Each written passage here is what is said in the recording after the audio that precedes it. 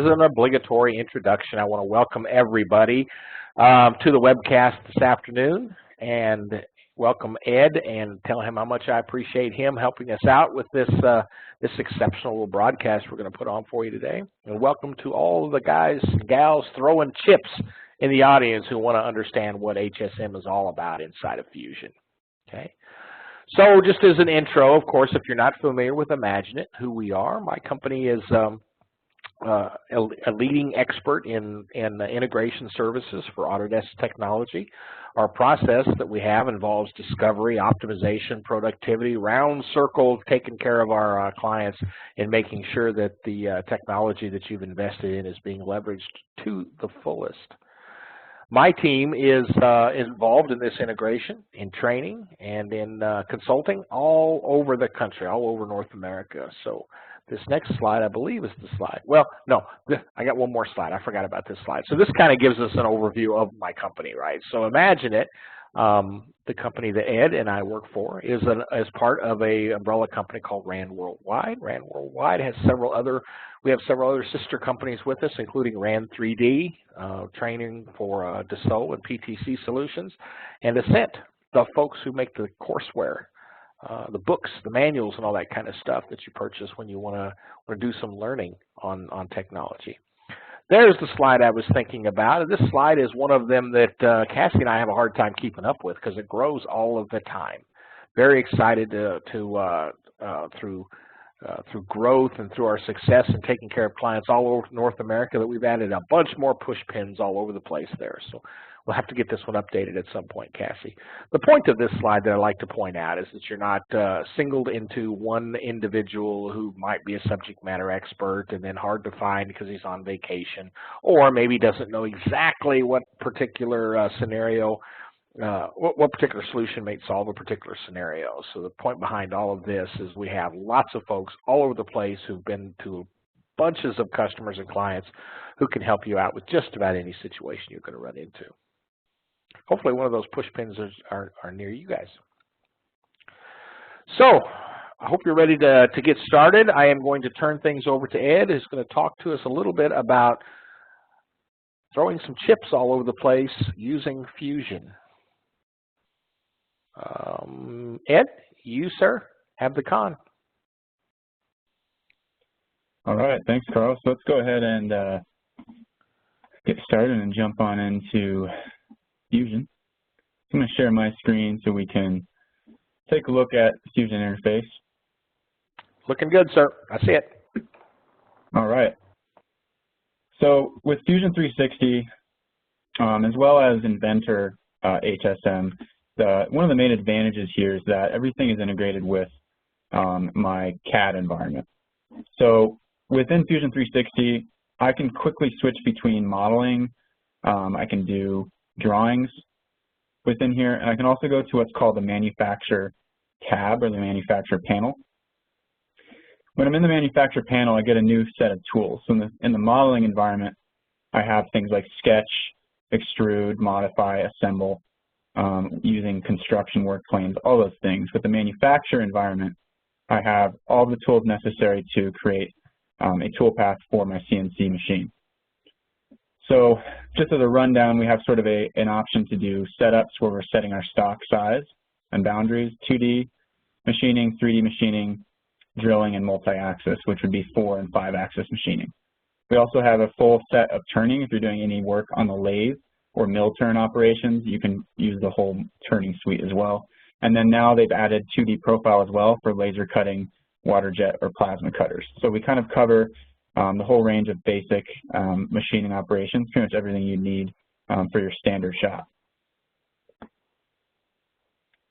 So looking at the setup I have here, this is a part that really could be done on a lathe, mill turn. It could be done on a CNC, vertical mill, a lot of ways we could do it. In this case, I'm going to be assuming I'm cutting on a CNC 5-axis or at least 4-axis machine here.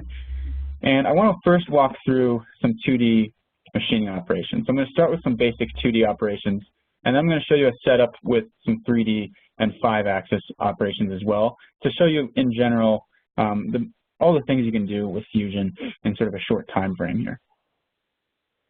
So I already added in a facing operation, and facing is always going to be the first step you do when you're starting a machine toolpath. You just want to face off that stock, especially if it was cut with a saw or you received it from a manufacturer. You want to make sure that that top face is nice and flat. So I'm not going to bore you with the details on facing. I'm going to jump right into some 2D adaptive clearing. So if I want to rough out my stock, and I've defined my stock as a solid here. So within my 3D model here, I actually have defined a stock solid shown in this yellow box here.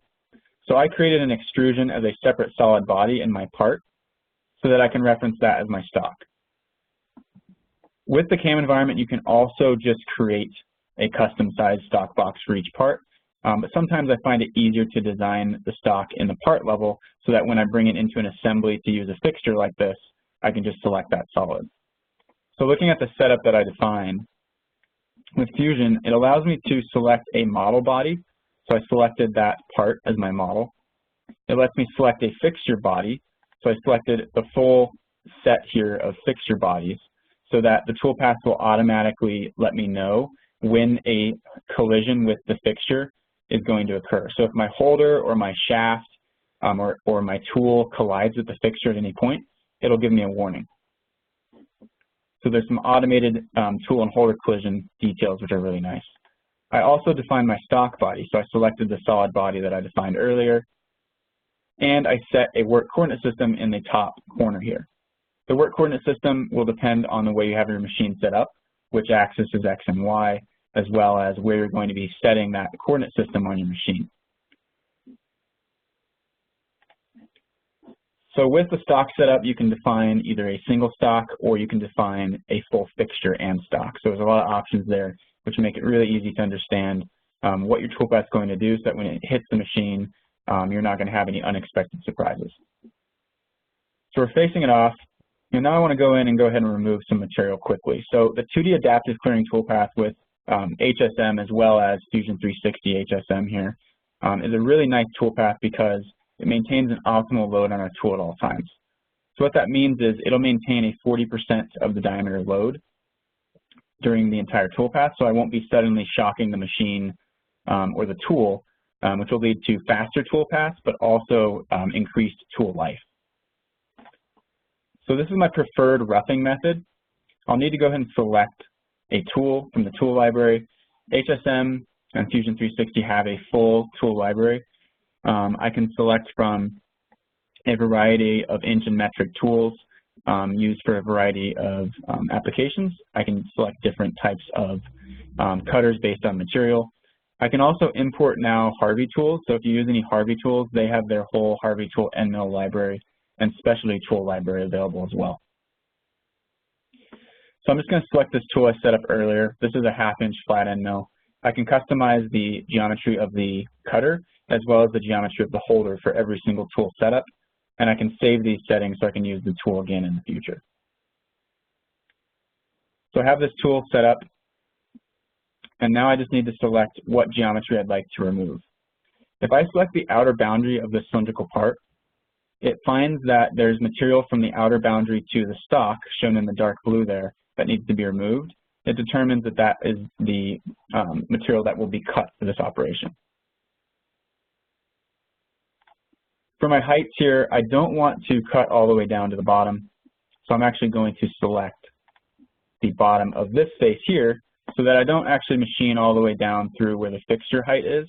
I'm going to stop about 1 inch above where my fixturing is, and I'm going to flip that part and machine it with a later operation. So for just this side of the part, I'll go ahead and stop at the bottom of that flange. The nice thing with Fusion 360 is that everything is really intuitive. There's obviously a lot of settings that you'll see as you're going through, but the default values almost always will work. You just usually need to make a few minor changes. So in this case, the optimal load you see here, it's actually calculated with an expression of the tool diameter times 40%. So I can edit that expression if I want to use a different value. You can even enter in an equation here if you want your optimal load to change based on tool diameter in a specific way. So we'll use 40% here. My stock to leave, if I'm going to be doing a subsequent finishing operation, either radially or axially, I can go ahead and leave stock. But in this case, if I want to rough down all the way to the true part boundary, I can uncheck that. So if I select OK, it's just going to calculate a toolpath going all the way down to that boundary. But if I only want to remove, let's say, an inch of material depth at a time, I can manage that with this multiple depths option. So let's say I only want to remove 1 inch of depth per cut, or 2 inches or ½ an inch. I can enter that in here. So it calculates almost instantaneously, and I have a nice toolpath showing the roughing operation using this adaptive clearing path. So if I simulate, you can kind of see where we're at here, facing the stock off, and then coming in and adaptively clearing the outside, and it constantly maintains a 40% load on the tool for every cutting operation, so I get a nice clean engagement throughout the entire toolpath. So if we speed this up, you'll see it roughs all the way down to the level that I specified. The nice thing with these CAM softwares, this Fusion 360 and Inventor HSM, is that it's really quick to create subsequent toolpaths based on previous ones. I know that I want to use the same tool for my next cut. So if I right-click and select Create Derived Operation, I can create a derived adaptive clearing operation that selects the same tool. It also selects the same boundary. So all I need to do is select a new boundary. So we'll select this face here so that I can clear out this slot on the top of the part. In this case, I am going to leave a little bit of stock so I can come back with a finishing operation. So maybe I have a tighter tolerance in this slot and I want to come back and finish it at a slower feed rate. I can do that by leaving some stock. Oops. The last thing I need to do is set my height. So currently my height is at the very bottom.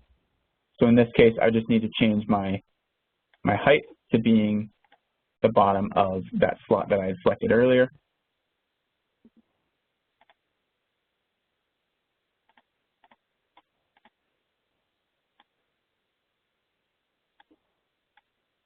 Not sure why it's not liking this.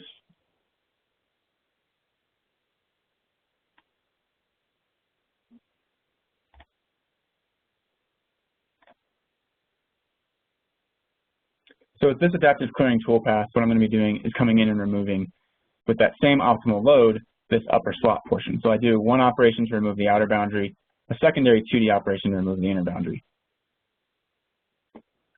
Last thing I'm going to do is just finish off this slot. So we'll go ahead and go to 2D, and this time I'm going to use pocketing. So pocketing can be used as a finishing operation with Fusion, or a roughing operation.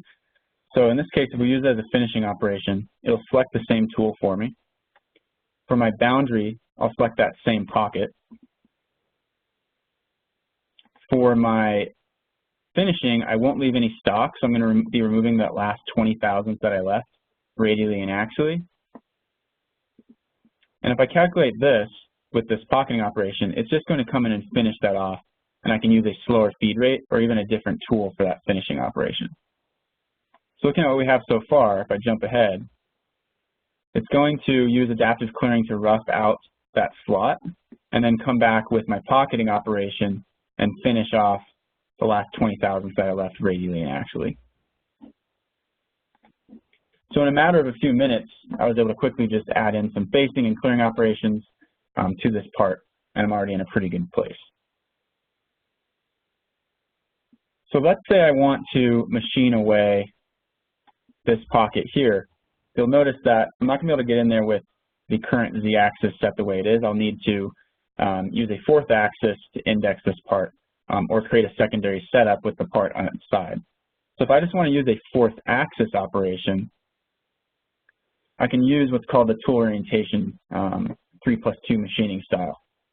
So I'm going to do the same exact thing. I'm going to create an adaptive clearing operation with that tool. But for my tool orientation, I'll select this face here. So now I know that my z-axis is aligned with the face that I selected.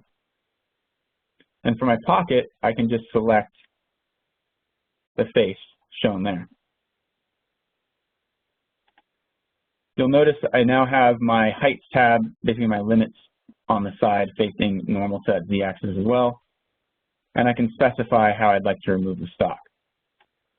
So we won't leave any stock. We'll go ahead and finish this all the way down like we had in the first operation. And you'll notice now the tool, when I sort of preview, it's showing the z-axis to be normal to that surface. So all I had to do is select that face, and now I know when I'm machining, I'll be removing away that material.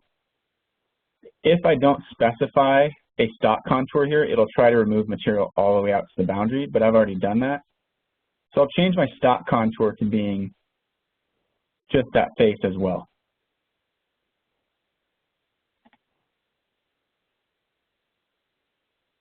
So this will come in from the side, and you'll see the tool is now oriented on the side. I want to make sure that I clear the fixture, which it'll do, and it'll let me know if I'm not clearing it. So instead of just machining from one angle, you can use this tool orientation ability to quickly come in with the tool from a different z-axis and machine away that stock at 90 degrees there. However, if I wanted to do that for every single one of these pockets, you'll notice these are patterned around my hole, around my sleeve that I've designed here. So I'm not going to want to go and create this toolpath every single time and change my tool orientation every single time. So rather than do that, I can use the pattern feature that Fusion has. So I'm just going to go ahead and right-click on this. I'm going to select Add to New Pattern. So it pulls that toolpath and it asks what kind of pattern I want to use. This is the same as the modeling environment. So I can go ahead and do a circular pattern, linear pattern, mirror pattern, lots of different options here. In this case, I'm going to pattern this around this center axis here. So I'll select any cylindrical feature that represents the center axis of this part. I'm going to pattern it around the full 360 degrees with 4 instances and keep the original as well. So if I select OK, rather than just having to go and select each of those individually, now I have a pattern that's created so that I don't have to go create each toolpath. It automatically patterns that around the entire part.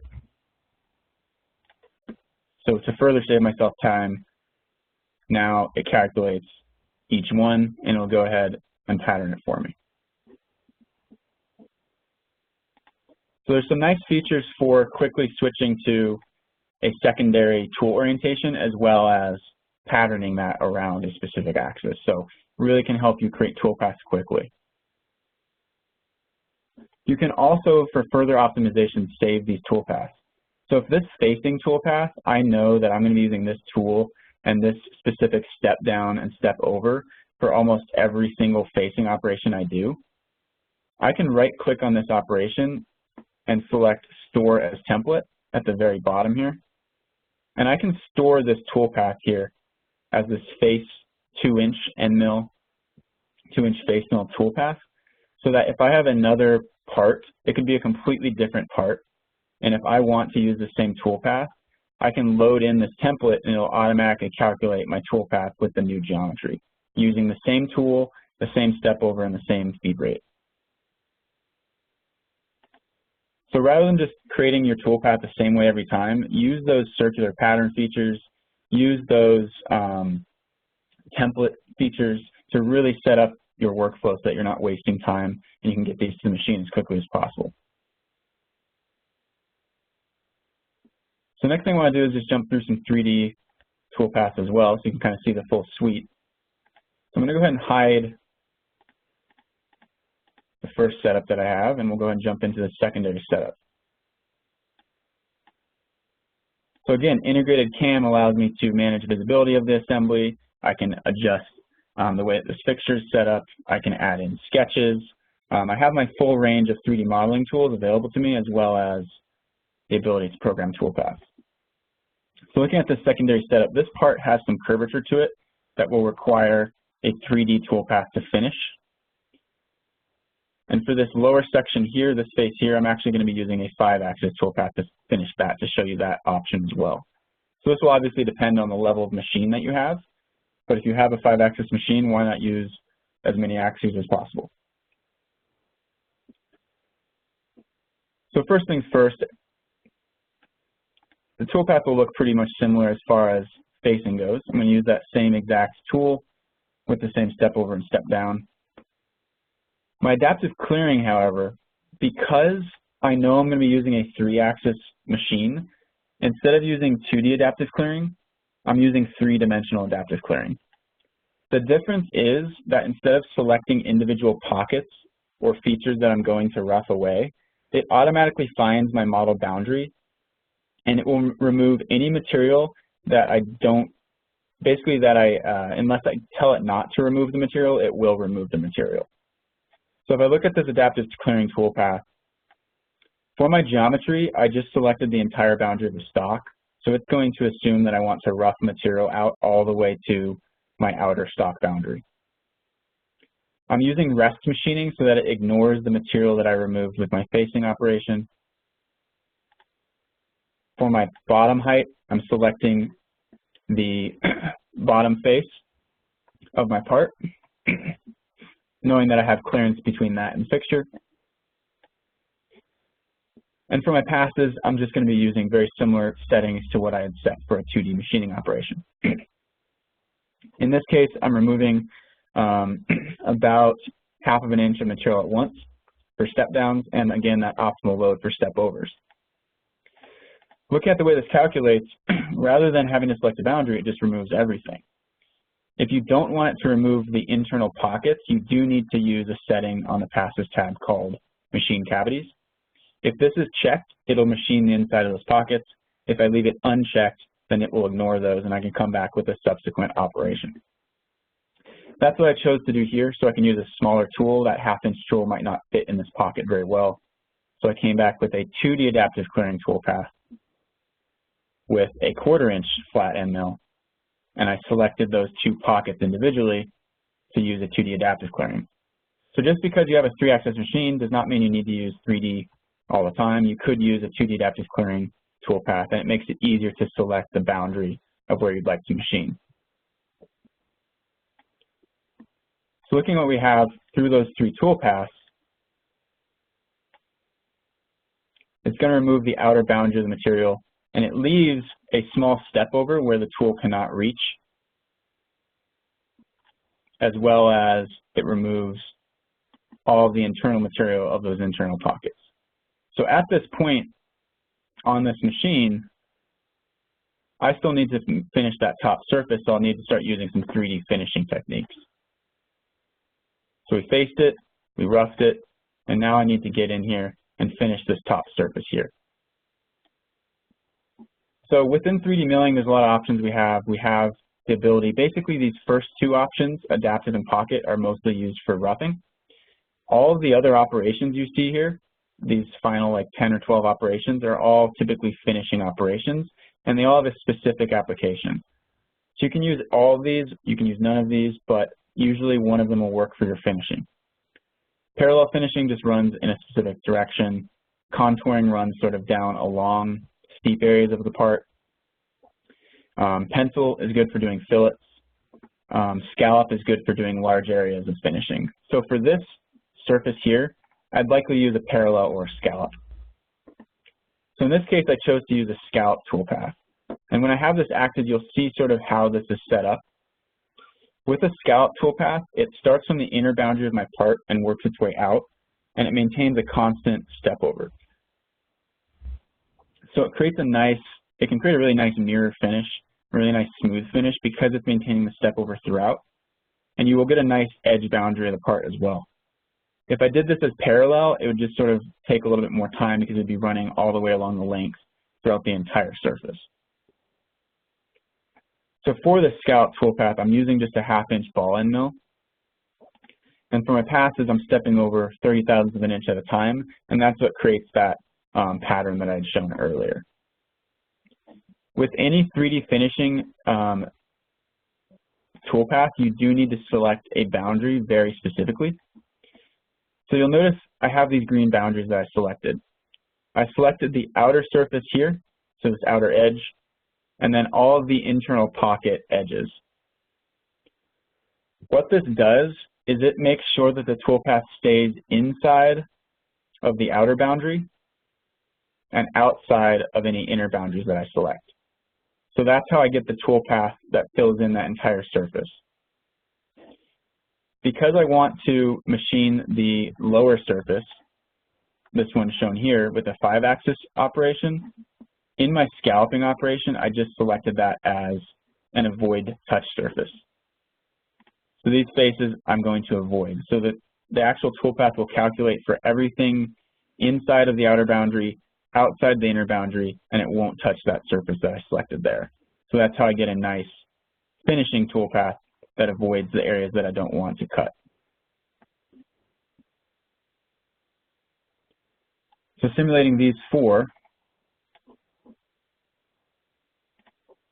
we get a toolpath that faces, it roughs the external boundary, it roughs the internal pockets, and then my scalloping toolpath will go ahead and finish this, keeping that constant step over. So I get a nice clean finish along the top of that 3-axis section. I'm going to jump back ahead here. And you'll see it maintains that constant step over throughout. If I feel like I'm not getting a good enough finish, I can bring that step over down, or I can come in with a secondary parallel operation, a secondary spiral operation. There's lots of ways you can combine 3D toolpaths to get a nice surface finish on that part. In this case, I felt like due to the geometry, scallop is going to be our best option.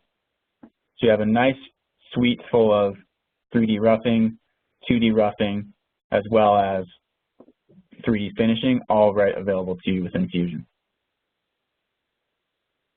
So looking at this section of the part here, I could probably just do that with a parallel finishing operation or maybe a contour. But if I want to get a really nice mirror finish on that curve, I could use a 5-axis toolpath to get sort of a little bit more control over the tip of my tool. So if you expand the multi-axis milling panel, you'll see there's 3 options. Swarf is going to use the side of my tool, so it'll turn the tool and maintain contact with the side of the tool along a given surface or contour. Multi-axis contour just takes the tip of the tool and maintains it along a line that runs along a surface. Flow is actually going to be a full 5-axis simultaneous movement as well. What it does is it will tilt the tool so that the tip remains normal to the surface that you select at all times, and it basically then just creates a parallel finishing operation using all 5 axes.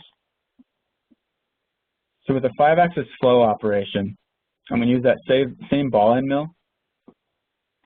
For my geometry, I'll select that face, and then I can select which direction I'd like to actually cut. So I have 2 options, either along the surface lengthwise or along the surface width on the width direction. Either way, you only have 2 options with 5-axis flow. So you just need to decide which way along the surface you think is best for the surface finish you're looking for. For my passes, I select a number of step overs to use. So in this case, based on this length here, I felt that 20 step overs would be appropriate for my 5-axis flow finishing. And I'll use my multi-axis checkbox here to set the maximum level of tilt, minimum level of tilt for the head, and then the maximum tool-axis sweep as well.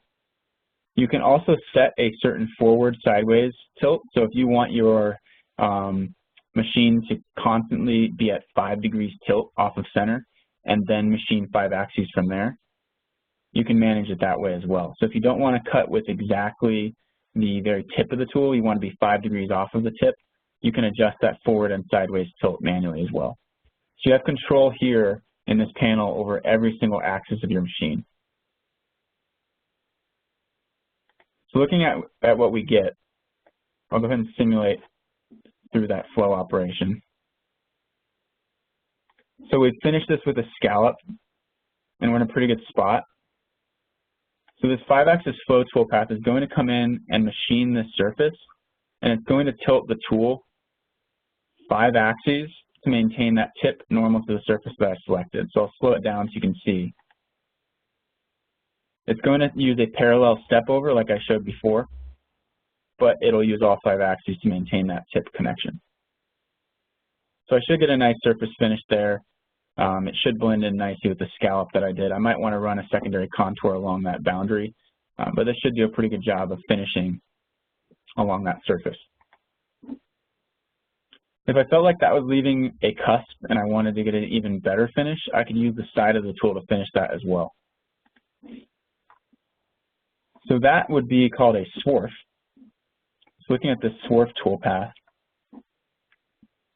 you'll notice it automatically will tilt the tool to the side and use the side of the tool. And for my geometry, I can select the ability to use contours to drive it. So I selected the two boundary contours of that surface. You can also select the surface and use that to drive your toolpath.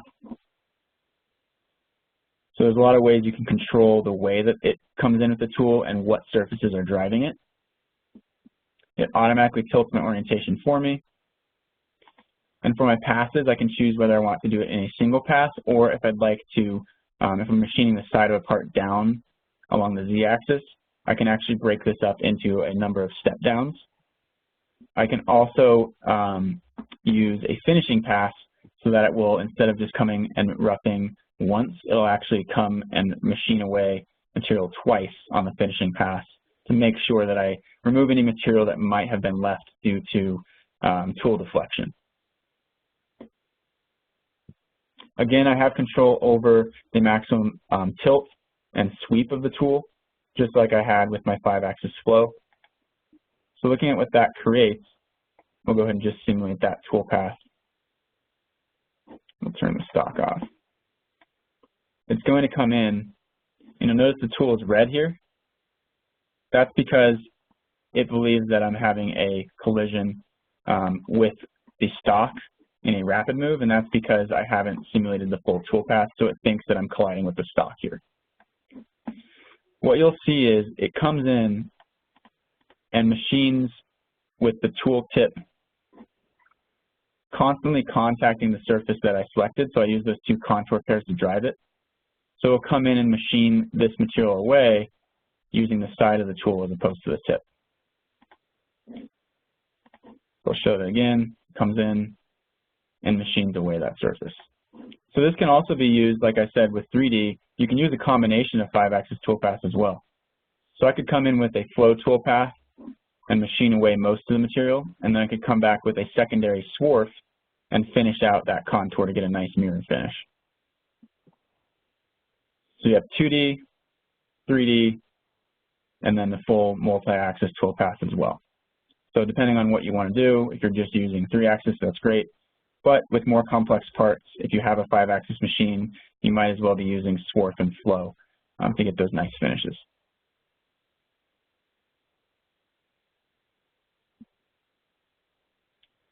Last thing I want to note is the ability to use Fusion to sort of build these fixture templates. So I could just define a unique stock for each part in the CAM environment, but the advantage of using a stock body and a fixture like this is I can really keep track of where my fixture is and how I'm going to be setting up this part. So that's easier to understand when I'm actually setting up the tool on the machine.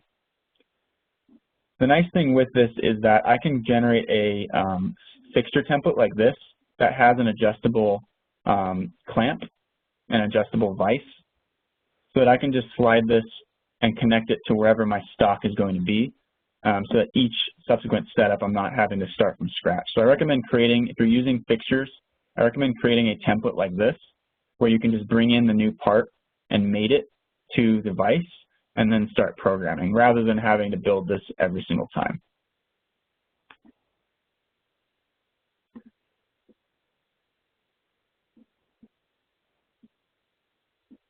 All right, that should be it. So, Carl, if there's any questions, we can go ahead and get to those now. I'll go ahead and stop sharing for the moment.